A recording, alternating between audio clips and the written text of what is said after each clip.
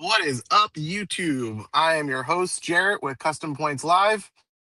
And today I figured let's try doing a little different vlog today style and we'll see how it goes. I wanted to talk to you guys about, what have I been thinking about with points and miles? Because, you see a lot of YouTube channels and they're talking about all the news, but they're not talking about necessarily how we're looking at things on a day-to-day basis. And right now I'm thinking a lot about the hotel situation with Hyatt getting devalued and what that's going to mean for credit card points and miles moving forward. Because you have always, a lot of us have looked at Chase as like the backup hotel option with Hyatt, or in some people's cases, their primary option for hotels. And frankly, I've never been super big on Hyatt. Hyatt's been for me the option when I need to stay, 3 or fewer days, or I need to stay somewhere that is less expensive.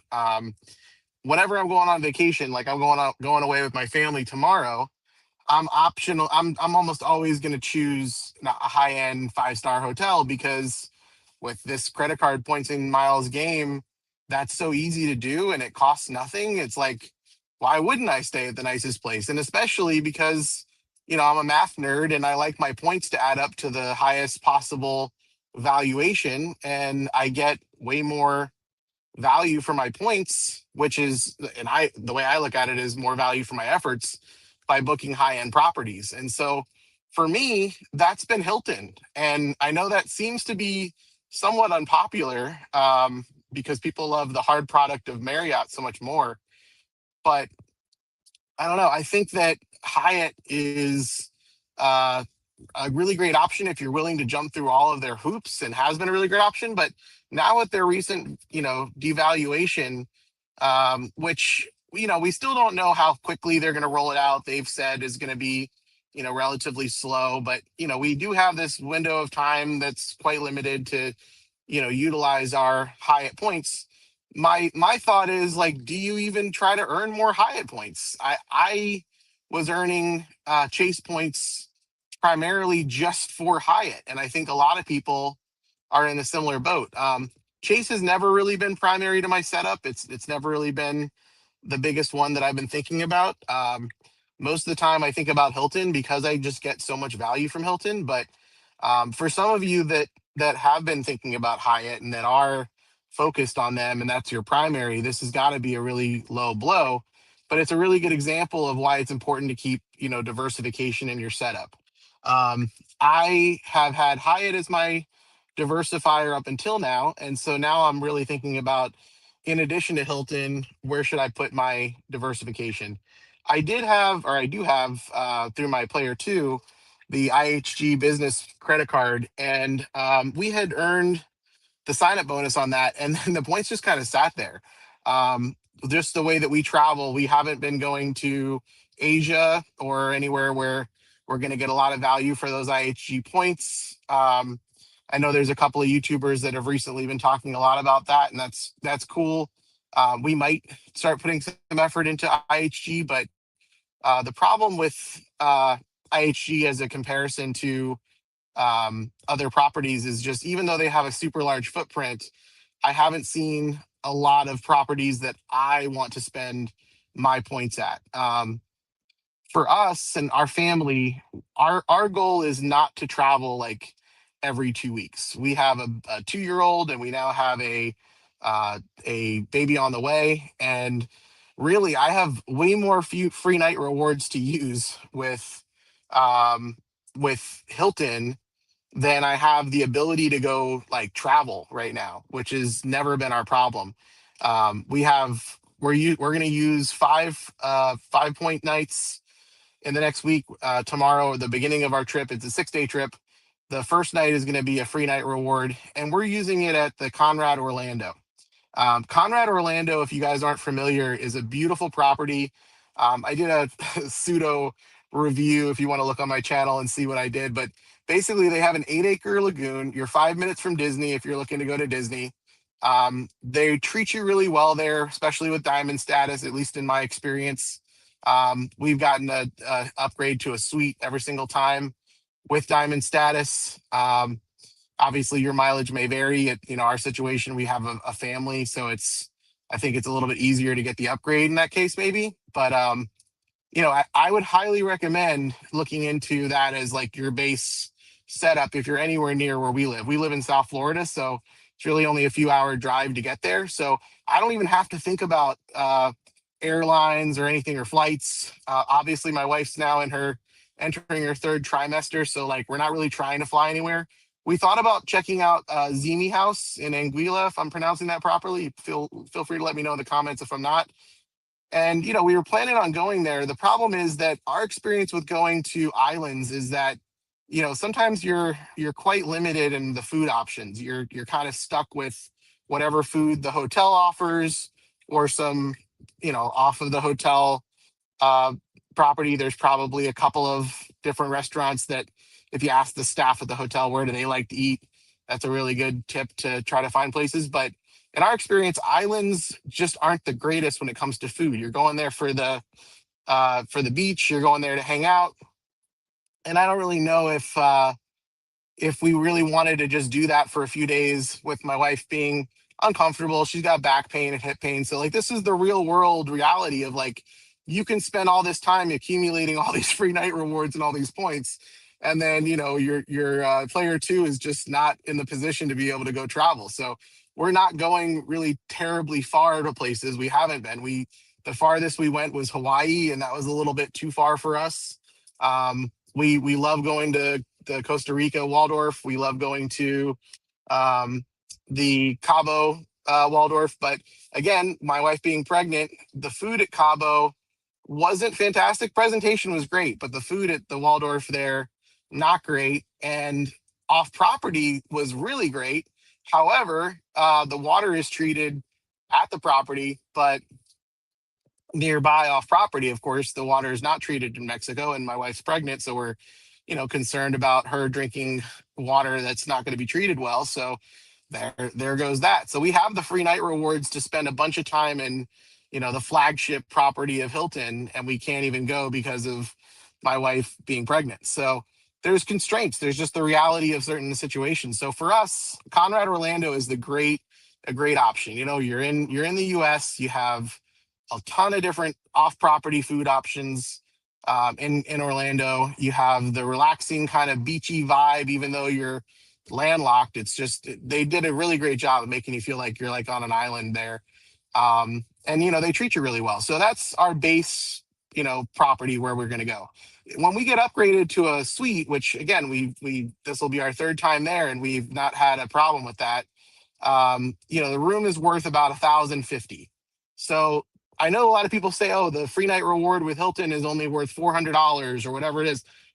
I can't look at it like that. I look at it as the base of what I can actually get it redeemed for, which is this is a perfect example for me to walk through for you guys, is that we're going to Orlando because that's our base option. This is like, hey, where's the easiest place to use these points and use these free night rewards? And for us, it's 1,050. So I look at that as my base minimum. Now, if we're talking about credit card spend and what I need to have as like my minimum spend, I look at that 1,050 as basically 1 cent per point, because you can also book a room at Conrad Orlando for 105,000 points now. So do 105,000 divided by 100, that's a penny. So I'm basically getting a penny per point with Hilton at my very minimum, right? That's the absolute lowest that I would quantify it for. Now, you can also earn a free night reward by spending $15,000 on the Hilton Surpass card. So if I spend 15,000 and I get a night that's worth 105,000 points, you can do the math. That basically means that I'm getting 7 points per year just on that free night reward that I'm earning for that 15,000 in spend. Now, if you also add the base minimum of points that you're earning on that card just for uncategorized spend, that's 3 points per dollar. So if you add the 3 points plus the 7 points, that's 10 points per dollar. And can you buy those points? Yes, with Hilton, you can at a half a penny each. So if I'm getting 10 points at a half a penny each, that's equal for me to 5 cents. So what I'm trying to tell you is that that 5 cents is my return on spend at my absolute minimum consideration. Basically, the surpass turns into a 5% back card at the very worst possible um, calculation. Now, like I said, I can use those free night rewards at places like Cabo, Waldorf, which there it's not 105,000 points, it's 250,000 points. I can obviously use the card on, Amazon, for example, and get 4 cents per point rather than the base three. I can use it for dining. I can use it for grocery. I can use it for gas, and I'm getting 6x per point. I can use it at the Hilton property, and I'm going to get not only 12 cents per point with the card, but I'm also anything I put on the room as a diamond member, I'm going to be getting another 20 cents. So that's a total of 32 cents per point for whatever I'm spending at Hilton. So again, if we're just looking at it as a half a penny each, if we were to buy those points, you're getting 16% back on all of your spend at the Hilton.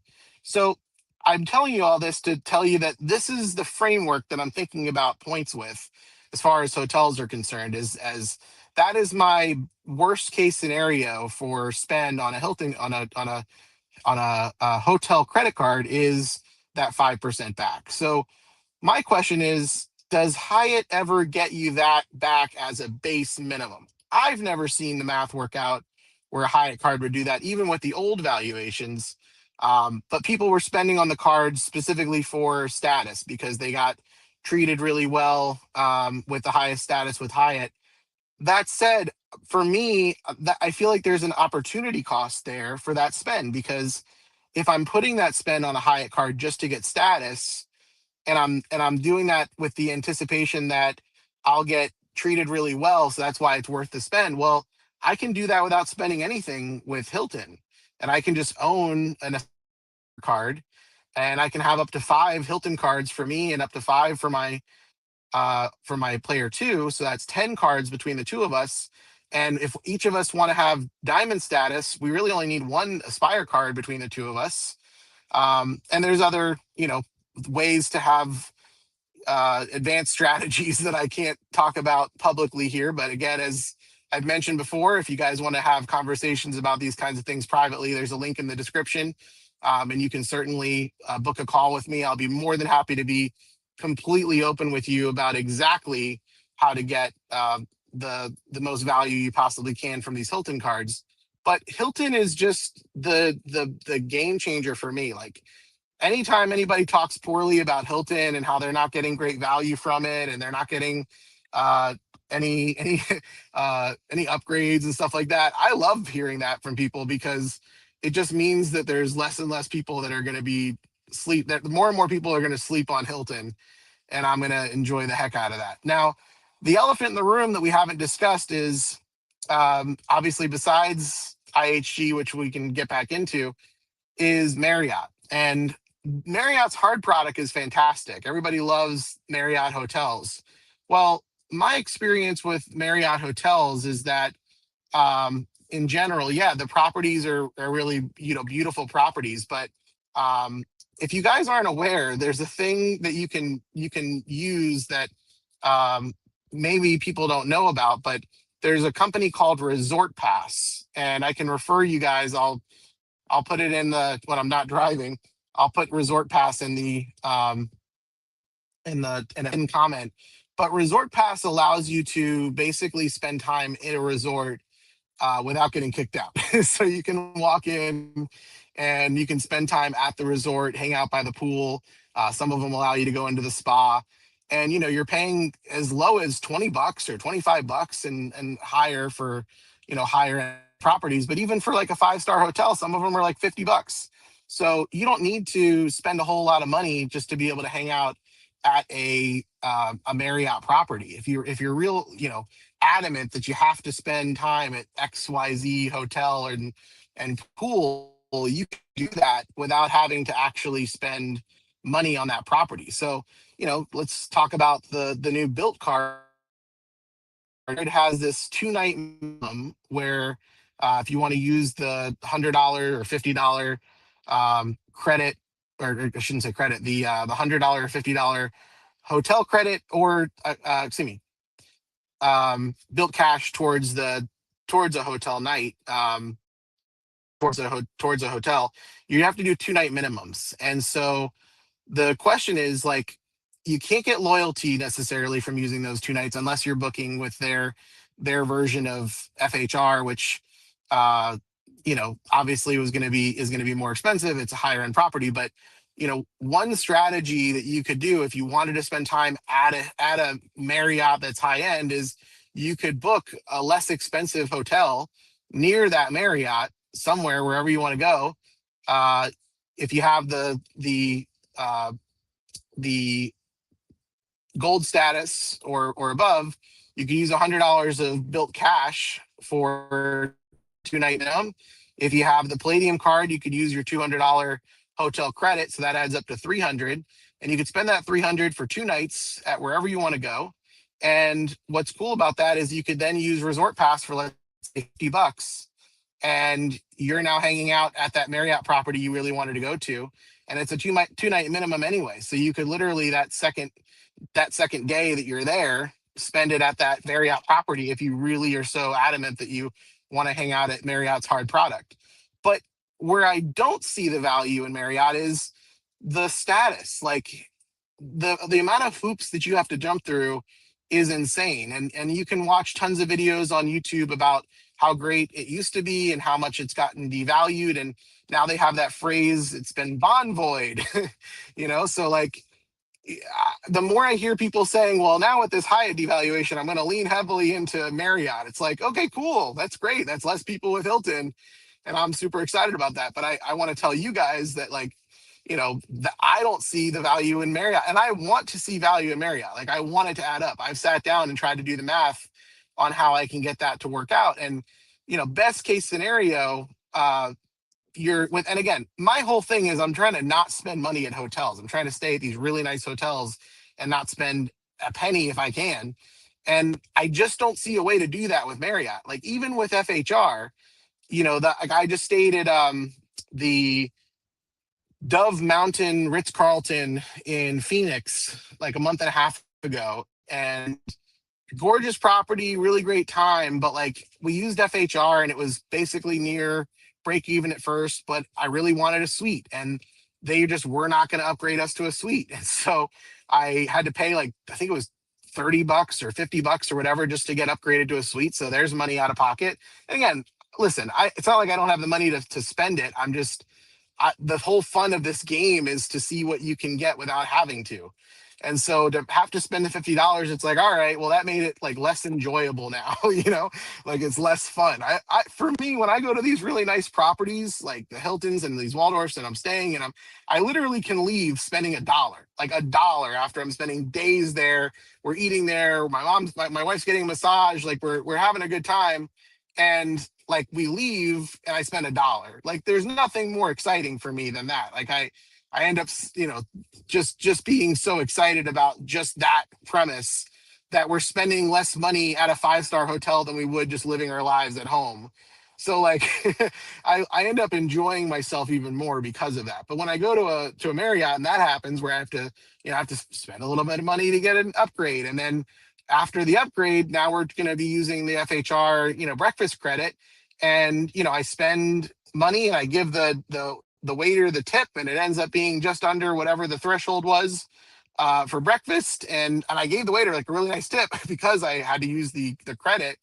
We didn't have a lot of time there, and the hotel's like, yeah, that tip wasn't part of the food and beverage credit. So like, I end up giving like a $25 tip just because I wanted to help the waiter out, and like, hey, you can use the rest of my credit, I can't use it, and that doesn't even count towards my credit. So I was frustrated because I'm like, Marriott seems to go out of their way to not give you a good like time.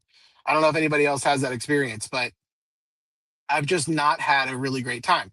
Now, if you're a business traveler and you're having a blast going around and hanging out at Marriott's and kind of being loyal to Marriott, yeah, I think that like Ambassador probably has a better time getting upgraded and being treated well. But you're spending a ton of money to get there.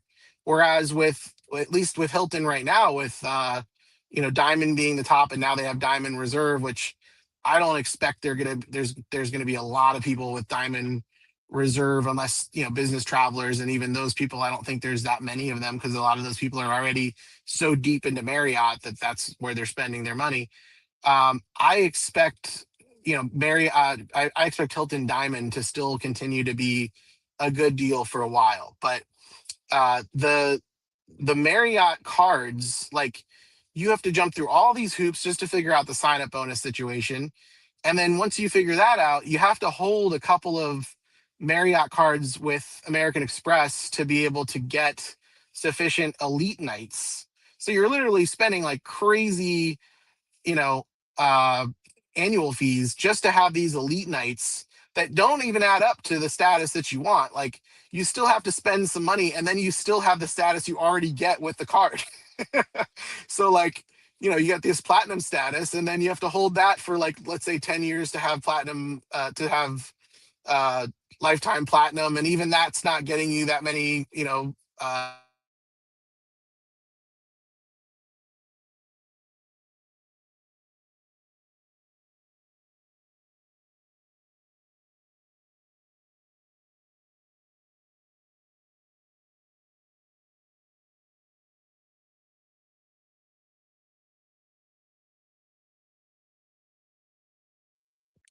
for the absolute least amount of points.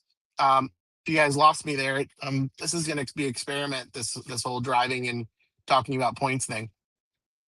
But yeah, I think that it's one of those things that we're gonna see that over time, the people, now that Hyatt has devalued, people are either gonna, white knuckle their way into staying with Hyatt and figuring it out. There's going to be people that are jumping over to Marriott because they see their hard product. And then some people are going to go to Hilton. But I think that Hilton it's just the more obvious move that I think that a lot of people need to recognize. Like, there's so much value in having an uncapped free night reward, not having to pay any taxes and fees and, resort fees at the property with free night rewards or with points.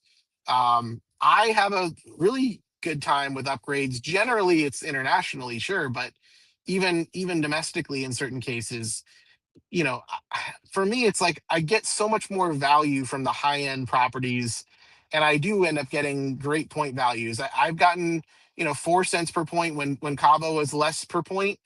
I was getting like 7 cents per point with at Cabo. It was crazy. But yeah, I think that, my base use case of going to Orlando and getting 1 cent per point is, I think, pretty great. I don't buy points because I earn so many of them that I don't really need to, but um, some people want to buy points, and that's another great option too with Hilton. I just don't see the value in Marriott cards. I don't see the value in Marriott status. The only real draw to Marriott for me is the properties. And like I said, you can just use Resort Pass if you really want to hang out at those properties. And you can use the built card and use your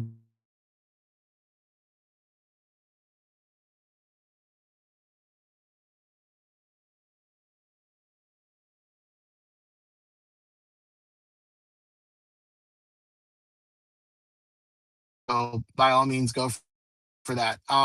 Where I think for me, my thought is, like, I think FHR is going to be my move for my backup now, because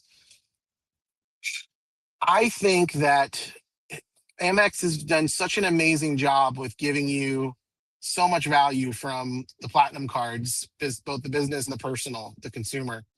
That I could see that card being more valuable than trying to force my way into trying to get IHG to be where, what I want to be using for my cards, because I don't see I don't see myself staying at lower end properties, and the credits that come with the IHG card are lower end. I'm not sure how many IHG cards you can have as an individual.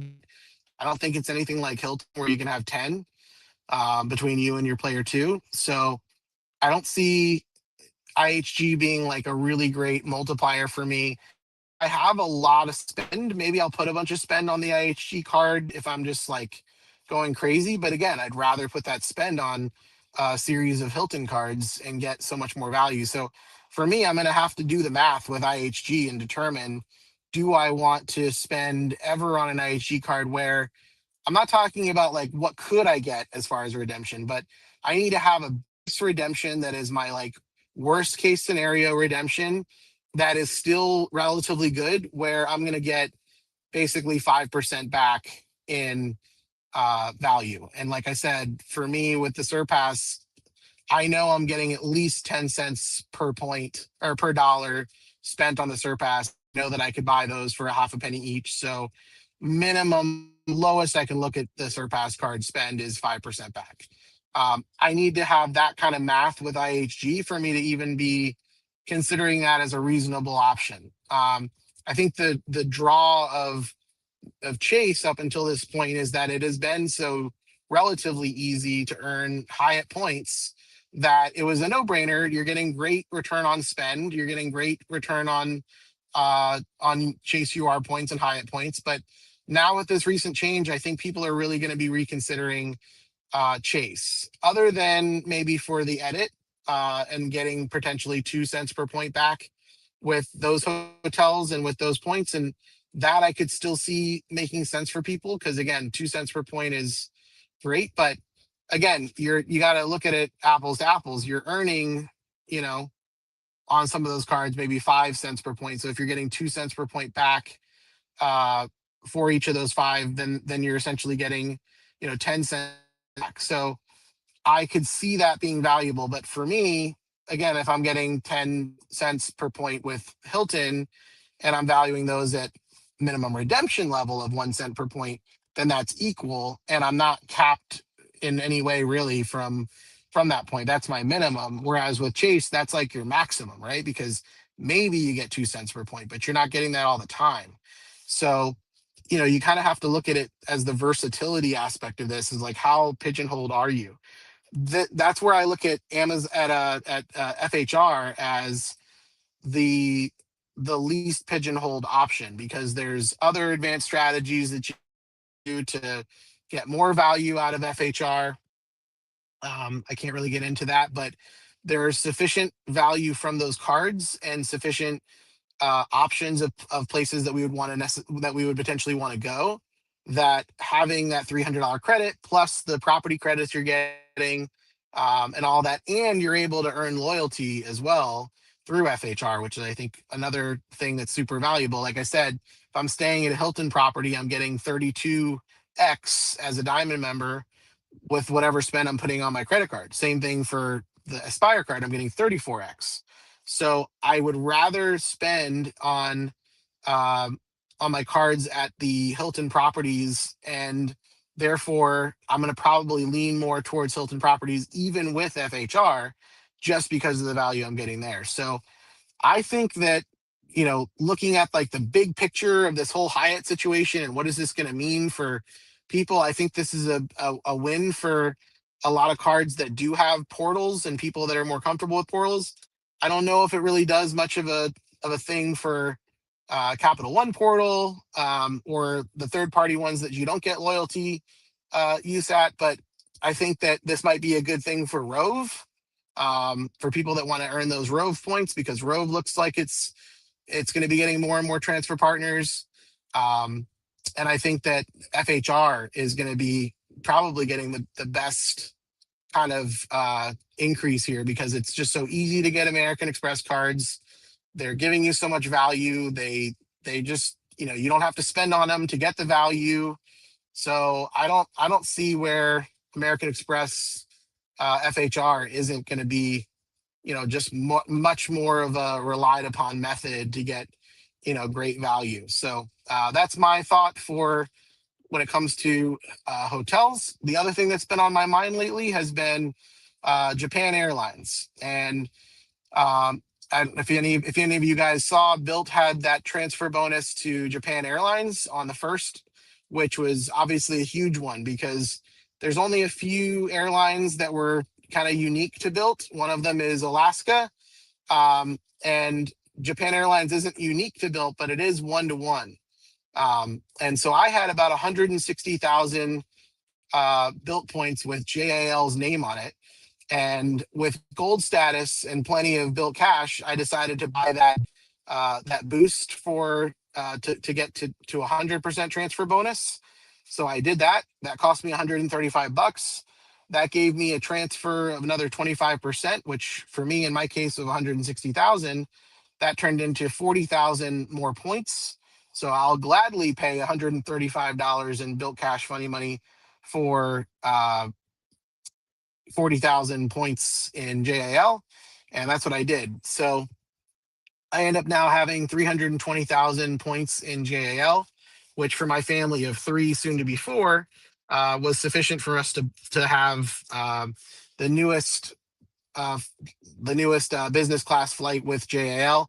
I was concerned about obviously everybody and their mother transferring to a one transfer partner all at the same time, and what that was going to do for their award availability. But that's why I transferred so much, because I figured that even if I get less of a great deal and I'm not able to find saver rewards, which by the way, having a family of three, chances of me finding saver rewards for three seats to begin with is slim to none. Now adding the fact that a lot of people transfer to JAL, that changed things too. So I'm pretty excited. So I booked us a flight that we're probably not going to even be able to use because of having a newborn.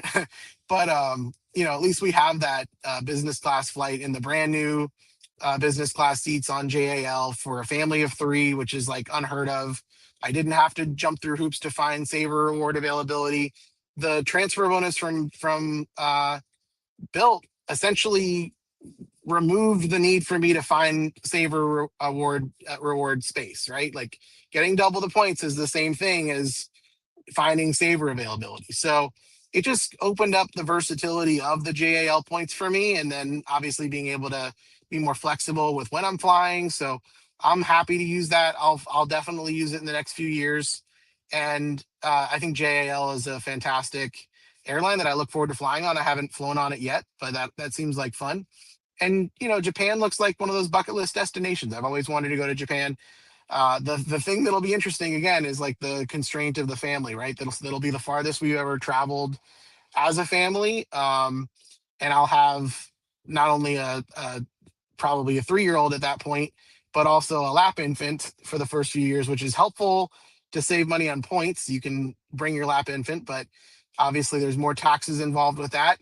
And there's also the issue of flying with children for 14 and a half hours, because the flight I found was from JFK to Haneda, whatever, how you ever pronounce that.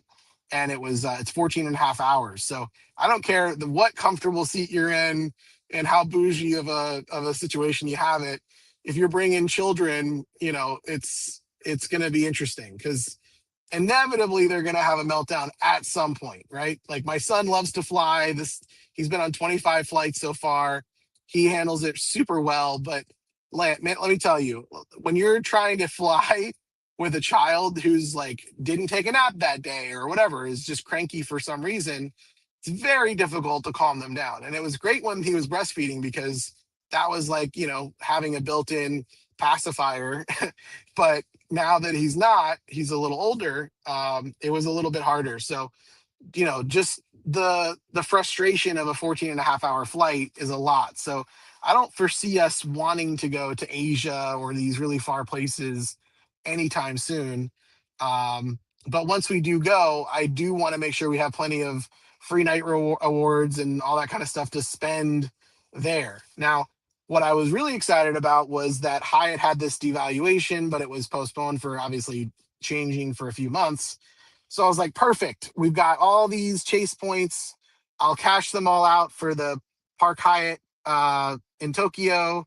So we'll use them for like the top of the line place. We'll be able to enjoy Park Hyatt. And yeah, then I was talking to my wife, and it's like, we're gonna have a brand new baby. Like, I don't know if we're gonna want to be taking that flight. So like, there's just real world constraints of like all this stuff that you have to factor in your wife and what's best for her and what's best for the family, and obviously the health of the children, and like school is obviously a factor. So there's so many variables to consider in this hobby that like earning the right points and transferring them the right way and using them the right way is not even like all of it. It's also then the constraints of like the real world family stuff. So uh you know, keep all that kind of stuff in mind if you're just brand new to this and you're trying to get involved. Is you have to kind of initially keep it simple for yourself and just start getting your beak wet with like, you know, getting used to the initial kind of like steps and process of credit card points and miles and transfer partners and all that kind of stuff. And like my initial thought was like, oh, I'll get involved in Marriott, but like thank God I found a couple of awesome YouTubers that were kind of talk that weren't getting getting paid for you to buy certain cards from them, and talked about the value of these other hotel programs. And so yeah, I'm gonna keep my focus on Hilton for now. I'm gonna uh, keep looking more into IHG and see if there's stuff that I'm missing there, because I think there might be some more value. But again, a lot of their value seems to be Asia, and that doesn't look like it's in the cards anytime soon. And just keep looking at how we can maximize more of FHR as a family and see how that works. But that's my main focus right now. That's where my head's been at. And I think that uh, with having all those JAL points, there is a Rove bonus right now, temporarily. I think it's for a little bit less than the rest of this month, or up until the end of March, that you can get a 50% bonus using Rove. And Rove is not just for using, using it for hotel bookings and travel, but you can also use Rove as a shopping portal similar to if you're not familiar. So I'll also try to find my Rove link, and I'll put that in the description or in the as a pinned comment. So if you're interested in Rove, that's another way to top off more of those JAL points that you transferred over if you did. So hopefully that'll get you a little bit more if you need. And yeah, we'll just keep an eye out for all this stuff as it's evolving. I think Rove is going to give Rakuten a little run for their money there. And I think Hilton, or excuse me, Hyatt devaluing is a really interesting opportunity for a lot of these other hotel programs to step up. I think that it'd be brilliant if Marriott would kind of fix things, but it seems like they're not in any kind of a rush to do so. Maybe Hilton Diamond Reserve will change that for them. But for now, I'm just going to enjoy my Hilton.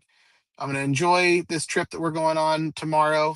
And I'll try to go live while we're there as well. And if you guys have any thoughts on what you'd like me to talk about while I'm actually at one of these properties, feel free to let me know. I don't know if I can do any interviews with some of the staff because I think they have to go through this like approval process. And I don't think that's in the cards, but I have become friendly with some of the staff members and like on a personal level. So that's kind of cool.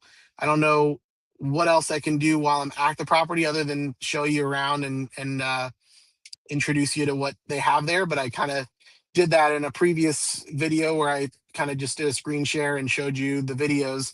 But yeah, I think we should just have more conversations about, the way I look at the points and how I can help you guys with getting to places like this Conrad Orlando. And if you have a chance, look it up. It's the 8-acre lagoon is gorgeous. You can kayak and paddleboard for free. That's built in, so that's kind of cool. And you can just kind of relax. It's a really great place to just chill. So I'll happily do some lives there. And if you think of any questions that you have, let me know. My intention for this channel, as you guys are probably aware, was for me to kind of help you on an individual basis with your credit card setup, with your points and all that stuff. And um, everybody's different. Everybody needs a little bit of a different approach. Where I live, it makes sense for me to earn points, for example. I'm really big on Atmos, and I don't want to talk too much about that with you guys just because some of you that's very accurate and relevant, but some of you it's not. So I just don't, if anybody's new, I'm really cautious to not just like tell you something and you guys think it's gospel that like, oh, Atmos is it. This is where he gets all his value. I'm going to get Atmos. And then turns out you live in a place that American Airlines is just not the right move. There's other places where, or there's other airlines that would be better suited for you. So everybody needs a little bit of a different approach, and it's up to you to do some homework and determine what that is. Or you can use the link in my description and book a time with me, and I will open the floodgates of telling you exactly what works for you, because I wish I had that. Man, I would have paid money for someone to just kind of guide me initially on like what cards to get, because I have a couple friends that are interested in talking to me about all this, and they're not sure what cards to get or when they should apply for the next one, or what the order is that it should be for them. Or some of them have some current credit card debt and they're wondering if they should pay that off first, which the answer is yes. And there's a bunch of things that really are factors in you determining what does and does not make sense for your credit card journey.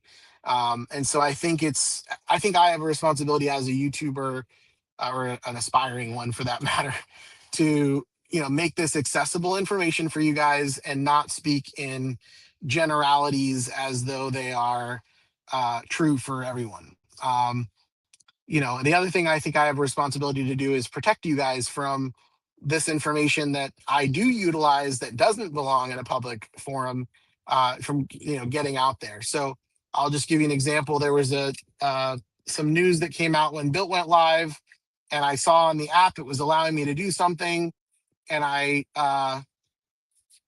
well, now I can tell you because it doesn't work anymore. So or it didn't work. So when Built first launched, it looked like on the app that I would be able to use the Atmos Summit card for not just rent, but also for mortgage. It was seemingly like the app was allowing you to do that. So I was first to tell you guys, hey, look, this is available.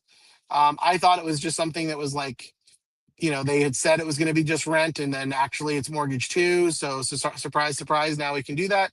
Um, and I had someone comment on the video that, hey, just so you know, it looks like that's a glitch, and that's something that they may patch at some point, but you don't want to necessarily advertise that. So I was like, oh, good point. And I pulled the video down, even though I'm a newer YouTuber, and that video was killing it. I was getting a lot of views, and I was really excited for what it was going to do for the channel. I actually pulled the video down because it was not good for the community. So I hope that me doing that shows you guys that I am willing to protect you guys first and foremost, and like not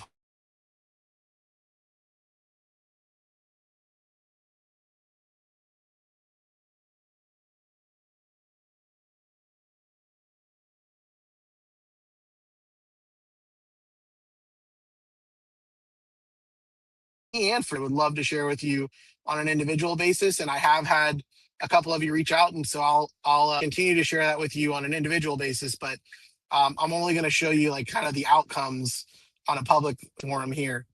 But that was a big one, was the Atmos point. So what ended up, I tried to pay my mortgage with the Summit card, and it didn't work. And even though the app kind of made it look like it was going to, it actually didn't. They sent an email that was clarifying what does and doesn't work. I reached out to them a few times because I still wanted to use my Summit card for my mortgage. I mean, for my rent. And so the long story short was that the app was not letting me do both. It wasn't letting me pay rent with the Summit card and pay my mortgage with my Palladium card. So after some headache and back and forth, the workaround for that is you basically have to do them separately. So on the first of the month, I'll have a mortgage company draft from the,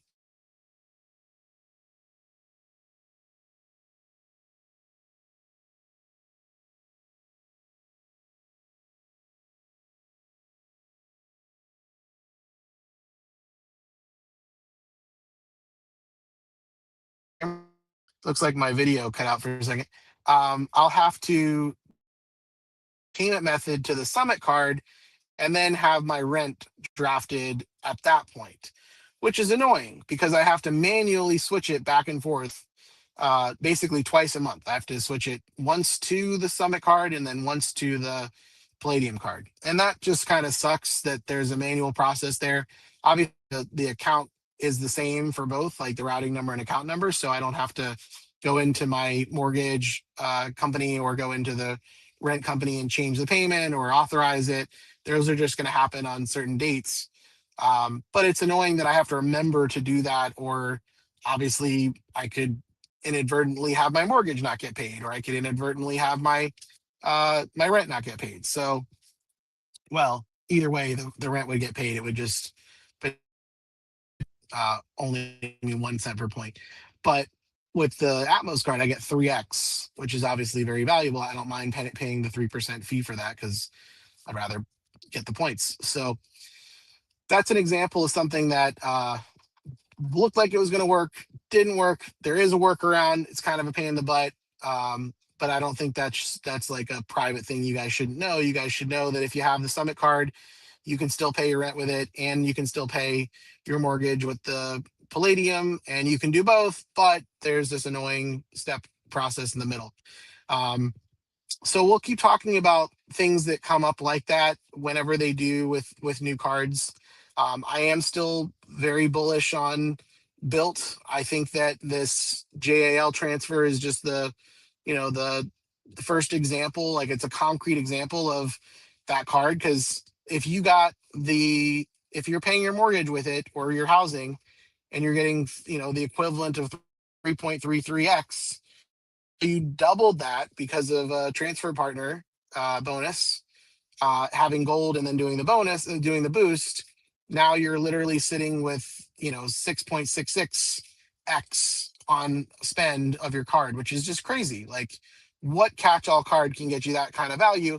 And not to mention, obviously, you're getting a lot of value per point with a transfer partner like JAL. So, I don't see Built not being an insanely valuable option for actually putting spend on your card. And for me, the same goes with Atmos. Again, everybody's different where you live, but for me, that Atmos card is just clutch, because if I spend 60,000 on it in a year, I've got gold status with Atmos, which gives me one world emeralds. I've got 100,000 point companion pass, which will certainly come in handy on the return flight from a place like Japan, for my family. So that's it. And the end result is, if you have a Bank of America checking account, you're earning another 10% boost on your points. So you're earning 3.3x on dining, foreign transactions, which I have tons of those. And you're now getting another, I think it was like 1 point something, is the math on the companion. So the end result is you're getting 4.96x back on spend on that card. So again, that's assuming you're spending exactly 60,000 in a year. So that's plenty of spend. I think it's an awesome card. So the two of those as my primary setup right now is just seeming to be kind of better than anything I can put together, other than, like I said, Hilton. And then having Hilton as my backup, like I've showed you guys before, where let's say I'm close to the end of that, the what do you call it?